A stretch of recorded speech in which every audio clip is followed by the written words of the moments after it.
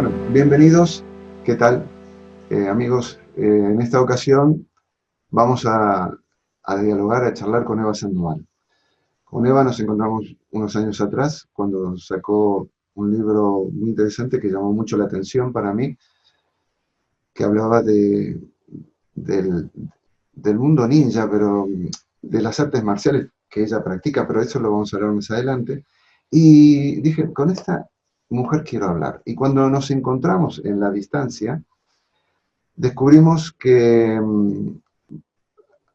había una mujer que tenía el corazón abierto de par en par contando su experiencia de una gran transformación personal.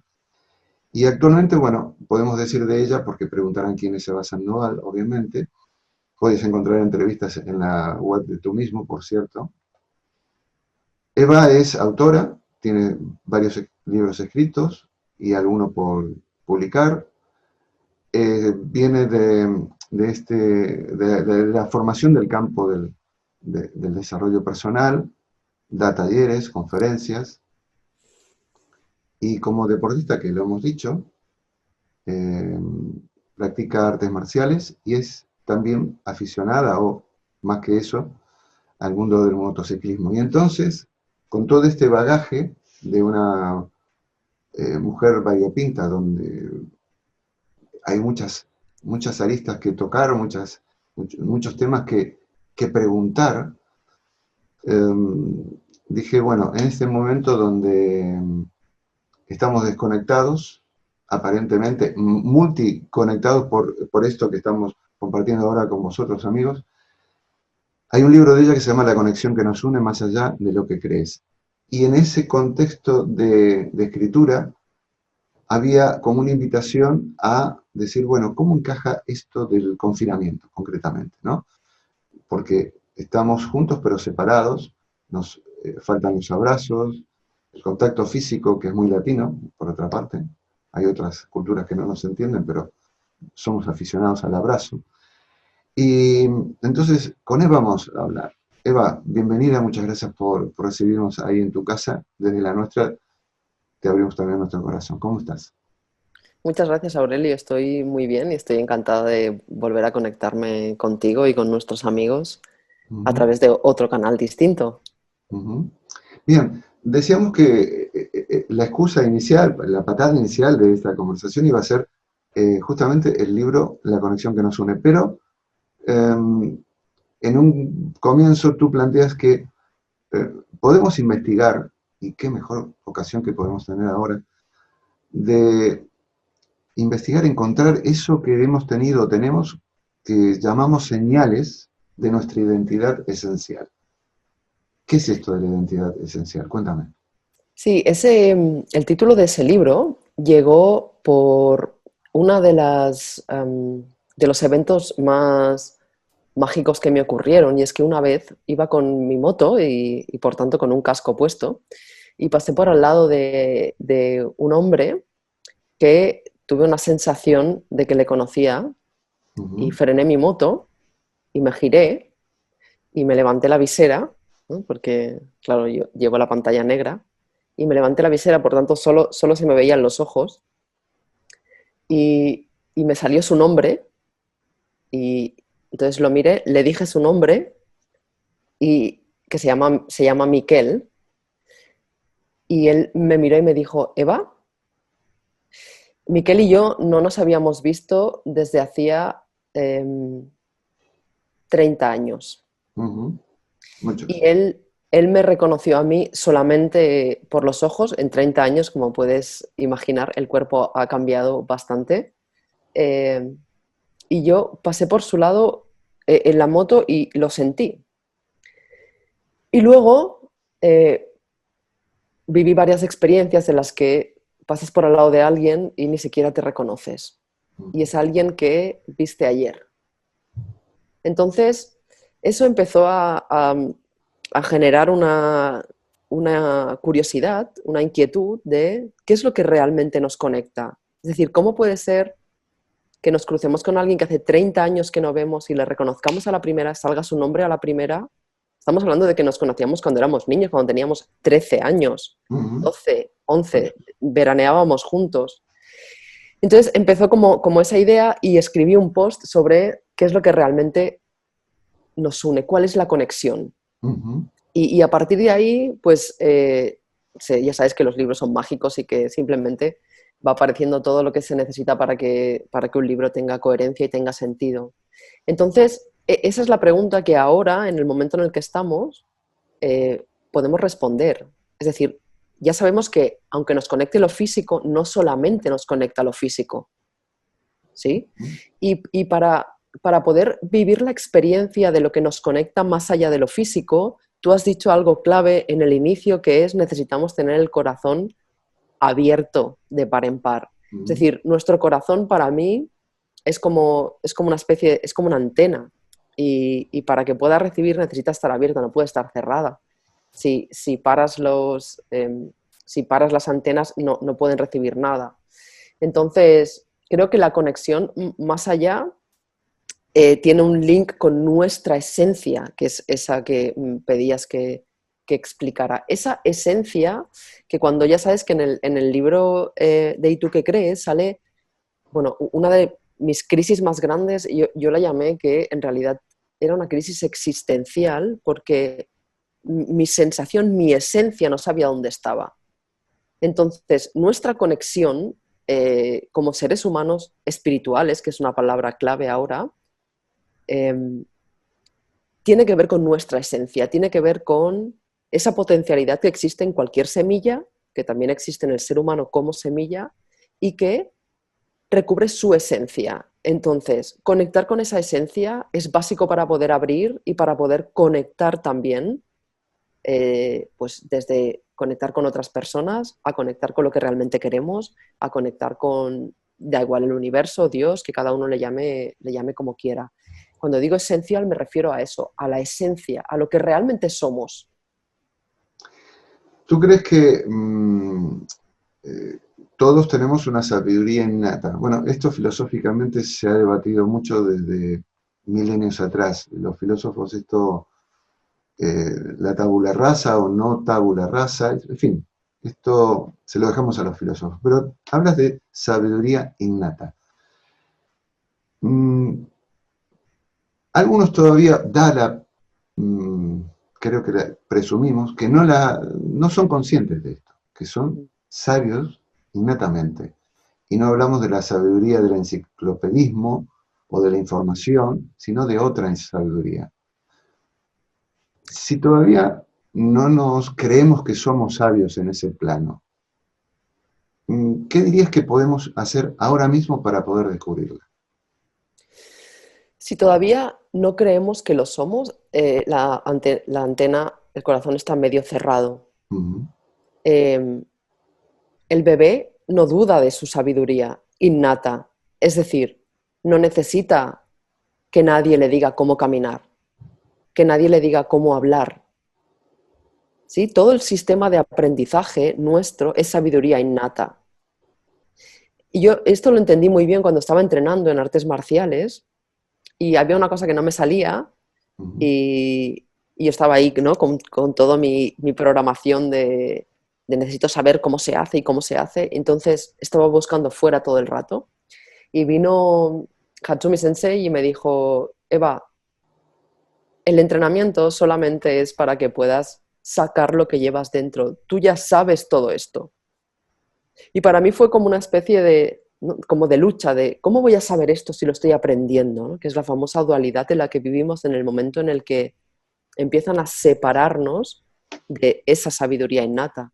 Por tanto, de alguna manera, esa sabiduría innata está como cubierta para mí en, o sea, tecnológicamente somos tan avanzados que somos capaces de encapsular nuestras verdades universales de mentiras, en el sentido, cuando digo mentiras me refiero a cosas que no son ciertas sobre nosotros mismos, esas cosas que se le dicen al niño de da igual, eres tonto o eres inútil, o ese tipo de información que se le va llenando y de alguna manera encapsulamos para poder sobrevivir unas verdades universales que, por ejemplo, son esa sabiduría que todos tenemos innata.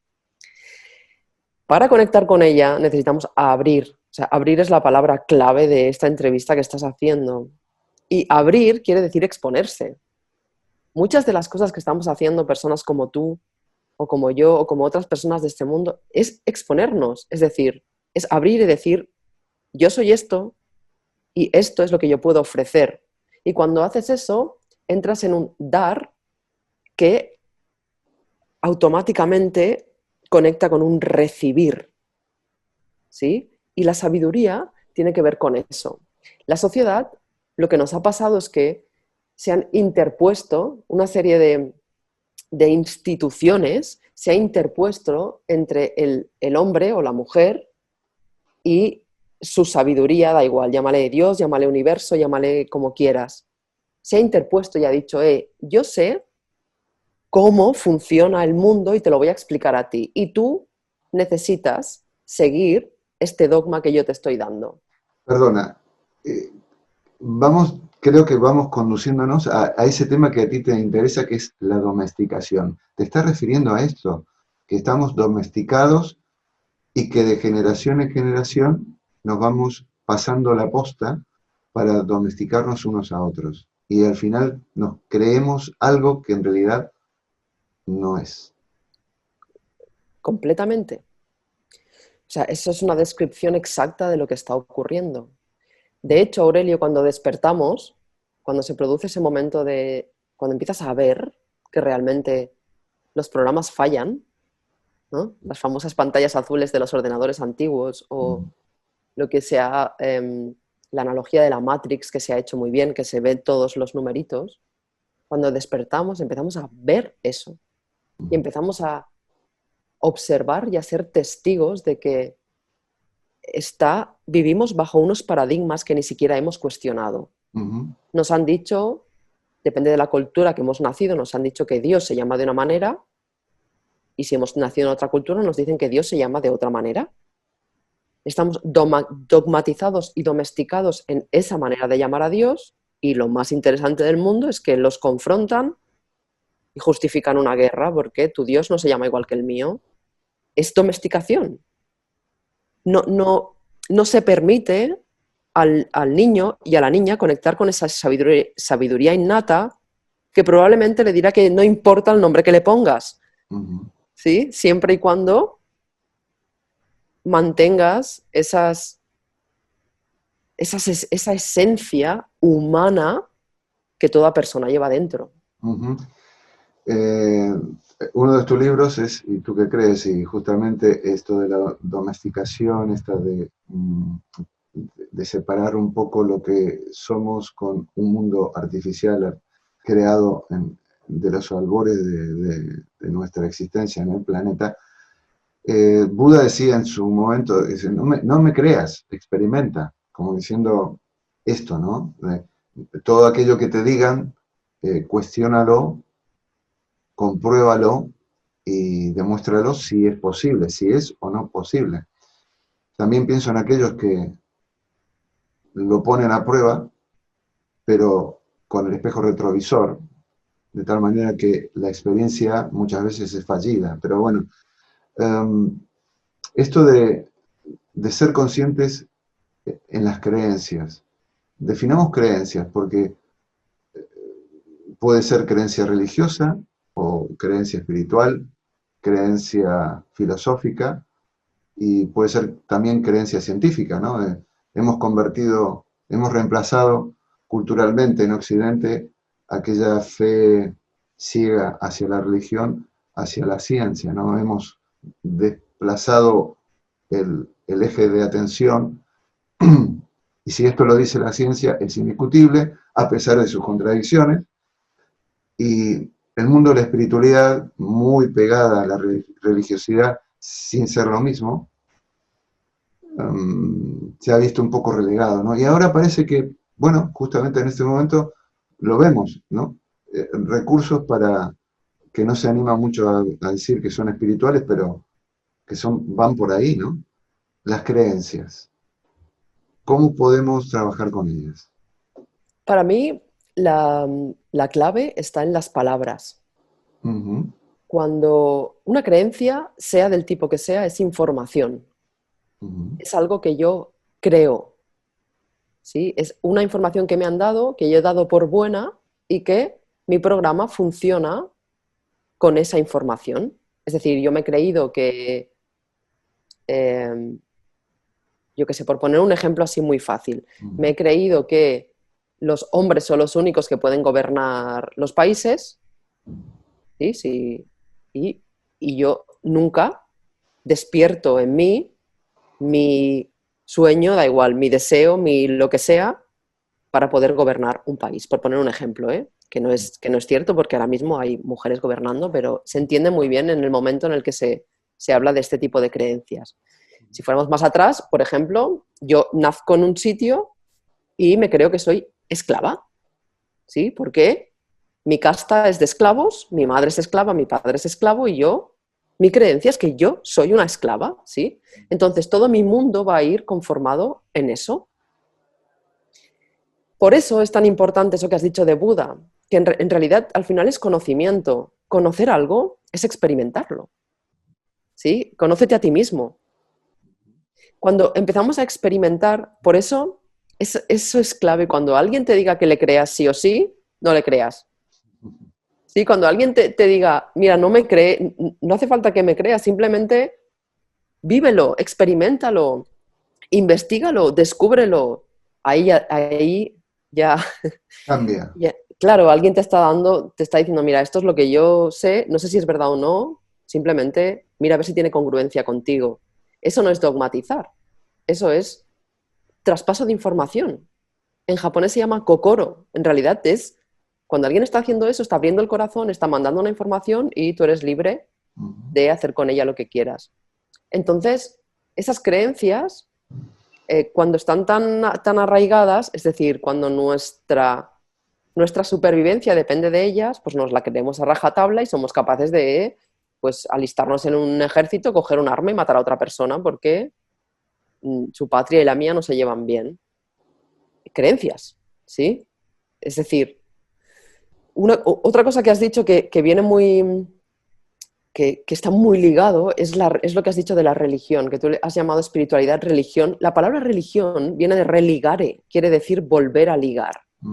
Es decir, es muy interesante que en un proceso de colonización histórico, una serie de personas bajo una institución religiosa lleguen a un territorio, conquisten y colonicen y demás el territorio donde hay personas que tienen un altísimo nivel de espiritualidad, como sabemos que tienen las tribus, todas las personas conectadas a la tierra, conectadas a la naturaleza, conectadas al universo, y que se pongan en medio y metan una religión, es decir, religuen, cortan y vuelven a ligar otra vez.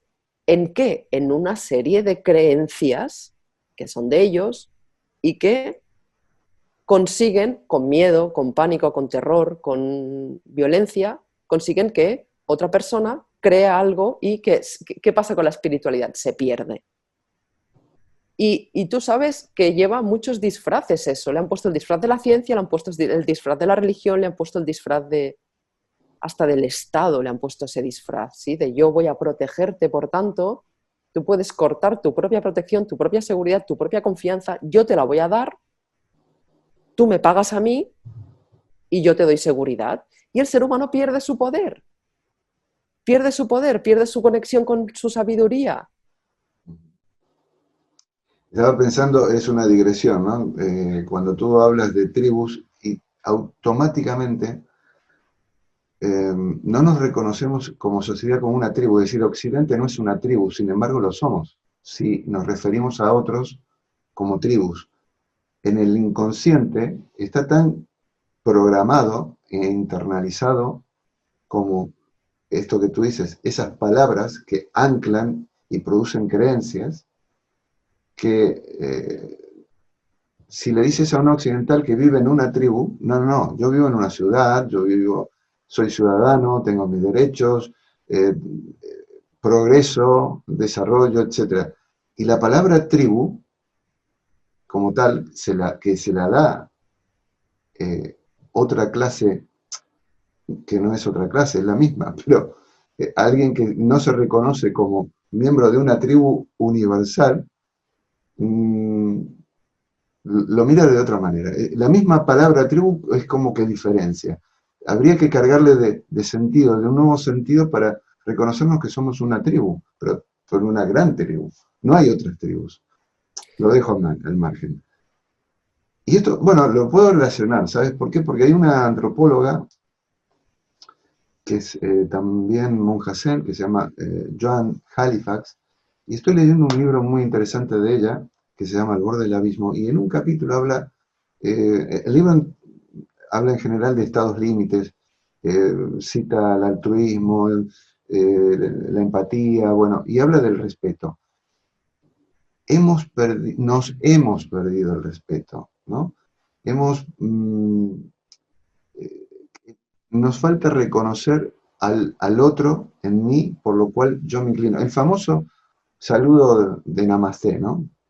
Eh, hay una falta de respeto que ojalá cuando volvamos a las calles nos recordemos que todo el amor que comunitariamente algo sentimos comunicar, por ejemplo, a las 8 de la tarde saliendo a aplaudir en agradecimiento, pero es un reconocimiento, es un respeto. Eh, ¿Tú crees que es algo que tendríamos que revalorizar o reconquistar para volver a ser aquello que en esencia no recordamos? Sí, creo que el respeto es una de nuestras grandes um, joyas perdidas. Uh -huh. Y igual que el amor, creo que van muy relacionadas, el amor y el respeto. Se ha confundido durante mucho tiempo por la domesticación, se ha confundido con la autoridad, es decir, hay una figura de autoridad que pide respeto y eso no es respeto, es autoridad, es decir, tú haces las cosas, el niño aprende a hacer las cosas porque tiene miedo y eso lo confunde con respeto. Y respetar no es tener miedo. Respetar es amar profundamente. Y solamente se puede respetar a otro si empiezas a respetarte a ti. Y para respetarte a ti necesitas conocer tu historia, abrazarla, comprenderla, empatizar con ella, saber que tú has hecho lo mismo durante mucho tiempo y perdonarte profundamente. ¿Haces eso con tu vida? ¿Te respetas? Empezarás a respetar a otro, aunque no piense como tú, aunque no haga las cosas como tú, incluso aunque esté haciendo algo que es doloroso para ti. Tiene mucho que ver con el tema de vínculo, ¿no? Relaciones conscientes. Es hacer más consciente aquello. Hasta hace poco vivíamos en una sociedad acelerada, eh, casi obnubilada por el consumo, por el no tengo tiempo, por etcétera, etcétera, etcétera. Y las relaciones se degradaban, ¿no? No había calidad en el contenido del vínculo. No le dábamos sentido al vínculo, sin darnos cuenta que así como perdíamos afuera, perdíamos adentro. No nos escuchábamos, ¿no? Me gustó mucho esto de los 3 segundos de conexión con el otro, tal cual en algún momento te lo dije en el libro, esto de la conexión que nos une. Cuéntame, explícame, recuérdame cómo es esto de los 3 segundos de conexión con el otro. Como estamos programados, cuando miramos a alguien, vemos lo que nuestras creencias dicen que esa persona es. ¿Sí? Por ejemplo, yo me di mucha cuenta en el mundo de las artes marciales. Yo como desarrollé una personalidad muy de protección. Yo protegía mucho a las personas. Y Entonces me di cuenta de que tenía una serie de programas y cuando veía a alguien era como que me analizaba si ese sujeto era peligroso o no. Y cuando profundicé un poco más me di cuenta de que eso en realidad iba en función de mis creencias, de mi sistema de creencias, de quién me habían dicho que era el enemigo y quién no.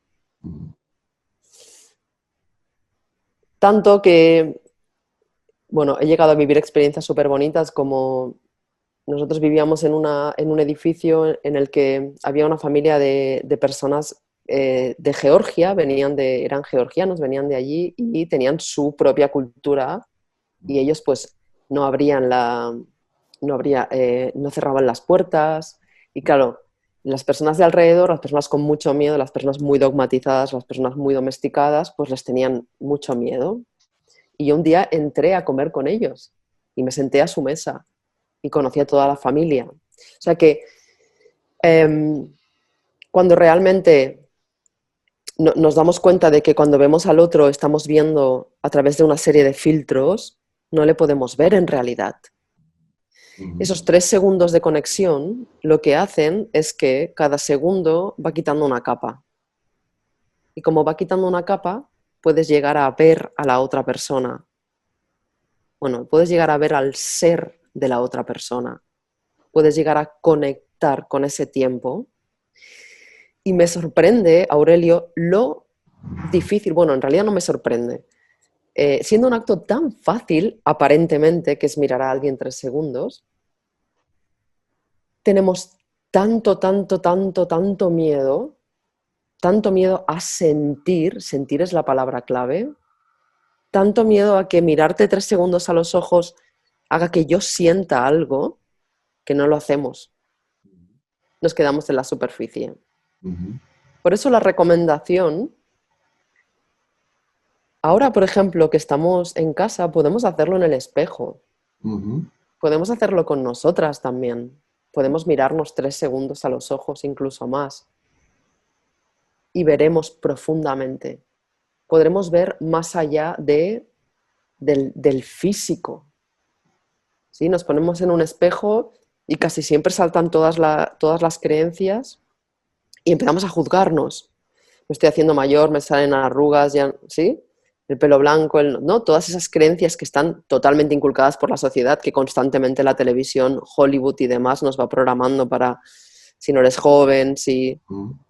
Y todo eso salta en la mente en el primer segundo. En el segundo segundo desaparece y empieza a aparecer el ser. Cuando haces eso con alguien, es fascinante. ¿Lo has probado? Sí, sí, sí, claro que lo he probado. Y que es difícil, bueno, lo dejo ahí. A la Mira, experiencia de cada uno y cada claro, una. claro, claro. Y ya que seguimos hablando de conexiones, está bien con uno mismo, con el otro y con la naturaleza. ¿Qué pasa? Ahora nos desgarramos un poco las vestiduras, eh, bienvenido el momento, el que sea, pero la relación, la conexión que hemos hecho socialmente y hasta individualmente, eh, porque estábamos dormidos, la naturaleza está ahí como esperando un gesto, ¿no? Te comentaba antes de esta conexión, la alegría de ver a los animales reconquistando su espacio, porque no me cabe duda que en algún momento lo fue. Y cómo podemos sanarnos, porque yo creo que va un poco también por ahí, ¿no? ¿Cómo podemos sanarnos si restablecemos un vínculo con la naturaleza de tal forma de que esto no sea simplemente un sueño, que sea simplemente no sé, un paréntesis y que realmente haya un cambio importante, ¿no? La clave es no mentalizarlo, es decir, no pasarlo por la mente. La clave es sentir. Si sientes, no puedes dañar a nadie. La única, ni a nada. La única razón por la que un ser humano puede dañar a otra persona o dañar a la naturaleza o dañar a un animal es porque no lo siente. mm, porque se ha puesto tantas capas encima que es incapaz de sentir algo. Y yo, desde que descubrí esto, tengo un montón de experiencias que para mí han sido muy, muy reveladoras, sobre todo con los animales, que para mí los animales son los grandes, los que saben, conocen su naturaleza y viven en ella. Y recuerdo una vez en el puerto de San Diego, como alguien había pescado un precioso, que era espectacular, un pez, creo que se llaman mantas, son estos así que son como redondos, son espectaculares. sí. Y yo iba paseando por el puerto y vi esa escena en la que un montón de hombres y mujeres totalmente desconectados de su naturaleza estaban observando a un pez fuera del agua, es decir, fuera de su hábitat natural, revolviéndose porque se estaba muriendo, evidentemente, y lo estaban observando como si estuvieran totalmente, bueno, estaban totalmente desconectados de ese precioso y magnífico animal, como si fuera un espectáculo. Y nosotros hemos crecido en ciudades que tienen zoos, que tienen animales encerrados para nuestro propio entretenimiento. Si un niño o una niña, su mayor entretenimiento es ir a un lugar donde los animales están encerrados, ¿qué conexión puede tener con la naturaleza? Vuelve a ser un tema de programación. ¿Cómo podemos saber y sentir qué es el mar si lo utilizamos de basurero? ¿Cómo podemos sentir el dolor de un animal si lo utilizamos de souvenir en Japón cortándole por la mitad mientras está vivo? Es un tema de creencias otra vez. Y la naturaleza está llamando a eso. Y esa naturaleza que está llamando a eso está dentro nuestra. No necesitamos nada más que sentir. Si sientes, no puedes dañar a nadie, ni a nada, ni siquiera a un árbol, ni siquiera a un árbol, ni siquiera a nada que esté vivo. No le puedes dañar. Mm, en esta época, ¿qué es más fácil? ¿Inspirarse o motivarse? Yo creo que ninguna de las cosas, creo, no sé, es muy difícil, lo digo un poco con humor, pero claro, estamos como estamos, y esto de la inspiración y la motivación, que todo es pensado para el verbo hacer, no para el verbo estar, más que nada, ¿no? Inspírate para emprender un negocio, un viaje, una relación, motívate, y ahora estamos como en una camisa de fuerza, sí, un chaleco de fuerza aquí, que no podemos ir a ningún lado y vaya, motívate. En realidad es un momento magnífico para la recuperación de la humanidad del ser humano. Creo que fue Blaise Pascal, me parece, que dijo que todas las desgracias de un hombre se reducían a que no podía estar tranquilo y solo en una habitación. Ujú.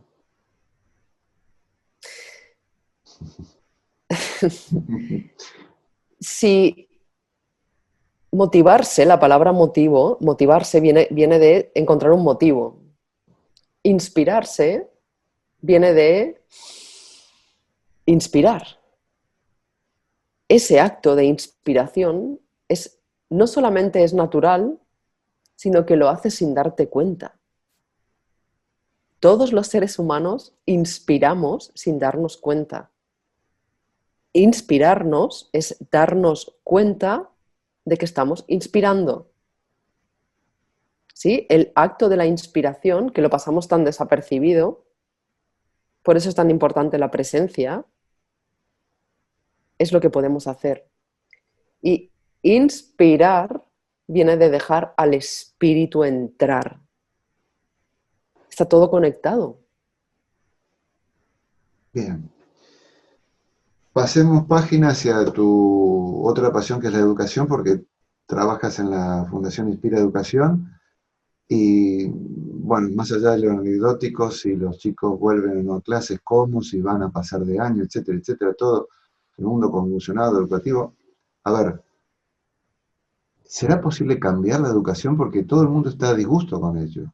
Las propuestas de cambio, de transformación, de vías alternativas, de campo, bueno, en fin, de todo lo que sabemos, este no es el momento. Es una buena pregunta, amigo. Deberíamos cambiar la educación por la crianza. Criar es cuidar, alimentar, proteger. Educar es guiar, conducir. El paradigma de la educación es demasiado grande para mí.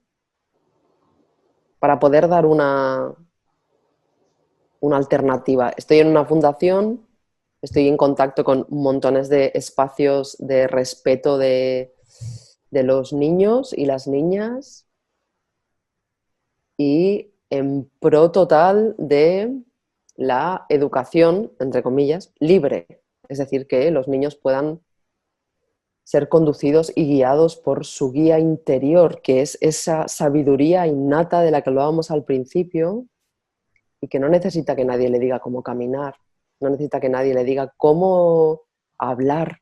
Es algo que lleva dentro, algo que necesita expresar. Nosotros estamos bajo leyes. En el momento en el que nacemos, tenemos un certificado de nacimiento, nos convertimos en mercancía y en realidad no somos ni propietarios de nuestros. A la vista está que ahora mismo estamos encerrados y en realidad la libertad, el derecho de la libertad, ¿dónde ha quedado? Y es porque estamos identificados con un papel. Cuando estamos identificados con un papel, no podemos hacer lo que realmente queremos hacer. No somos libres, somos falsamente libres. Somos esclavos sin saber que somos esclavos. Por tanto, una madre y un padre no pueden decidir la educación de su hijo. En la legalidad no se puede educar en casa. Antiguamente sí, hace unos años se podía, ahora no. Por tanto, llevar a los niños a un espacio cerrado que funciona con un timbre, que tiene asignaturas que pueden gustarle o no al niño, pero está obligado a estar en ellas igualmente, que su rato de recreo son 25 o 20 minutos, que no puede hablar, que no puede levantarse, que responde a una clarísima tendencia militar, que es el origen de la escuela, es delicado.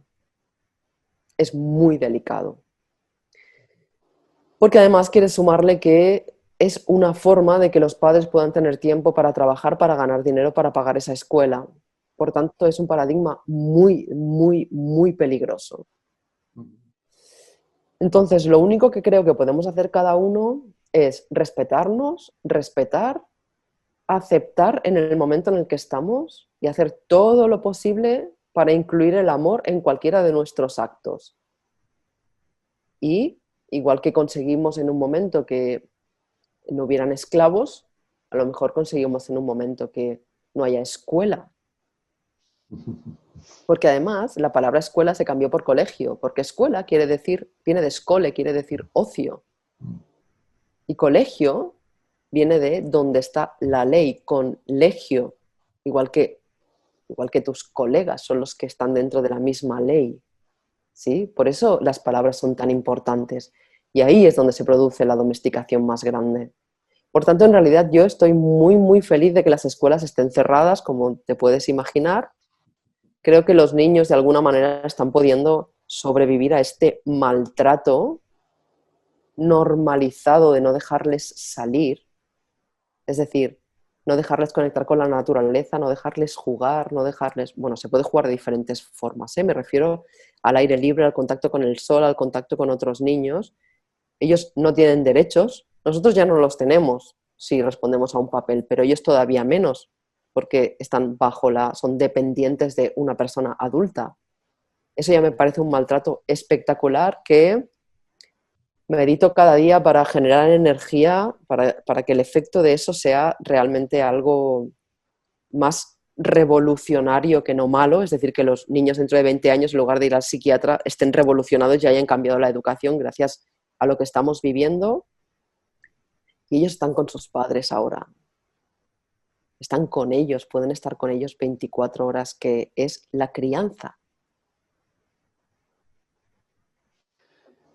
Final. Eva, estamos en una etapa de desarrollo colectivo, de evolución. ¿En qué fase estamos?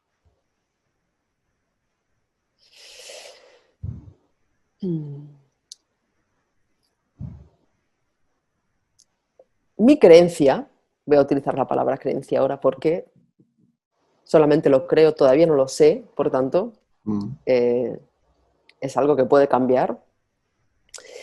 Es que estamos en una fase de... Estamos más cerca de la espiritualidad que en los últimos 200 años. Y eso es un gran lugar en el que estar. Estamos recuperando la individualidad y estamos dándonos cuenta de que formamos parte de un colectivo, de que somos una familia de 8.000 millones de seres humanos acompañados de otros seres vivientes. Creo que esa fase es muy buena en el sentido de que estamos más cerca de nosotros cada vez, de quién realmente somos, de esa esencia de la que hablábamos al principio. Entonces creo que podría decir que estamos en una fase muy, muy creativa. Y eso el ser humano necesita. Si no tiene creatividad, tiene cadáveres. A la que quitas la creatividad del ser humano, creas cadáveres. ¿Sí? Bien sea porque somos zombies en vida, o bien sea porque has conseguido no sentir lo suficiente como para formar parte de muchos actos violentos. Entonces, es la fase de la creatividad. La gente está sacando esa creatividad. Es una dimensión muy, muy potente para el ser humano. Vamos a seguir siendo creativos. Eva, muchísimas, muchísimas gracias. Ha sido un placer, como siempre. La gente puede tomar lo que quiera, puede estar de acuerdo o no. Esto es aportes de distintos lugares para que este momento tan especial y en el futuro, cuando esto se vea, entiendan un poquito mejor qué es lo que está pasando o lo que podría haber pasado. Muchísimas gracias, Eva, y hasta la próxima.